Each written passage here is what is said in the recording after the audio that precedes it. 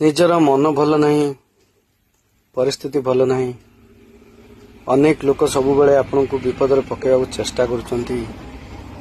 ଯଦି ଆପଣ ଏସବୁ ପରିସ୍ଥିତି ଭିତରେ ଗତି କରୁଛନ୍ତି, ତଥାପି ବି କାହା ପାଖରେ ନିଜର ଦୁର୍ବଳତାକୁ ଦେଖାନ୍ତୁ ନାହିଁ ଆଉ ପ୍ରକାଶ କରନ୍ତୁ ନାହିଁ।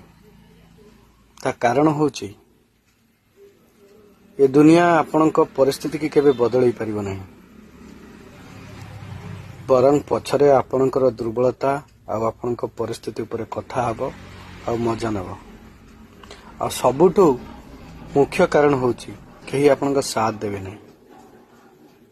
ଦୁନିଆରେ ସମସ୍ତେ କିଛି ନା କିଛି ପରିସ୍ଥିତି ଆଉ ସମସ୍ୟାରେ ଭରିକି ରହିଛନ୍ତି।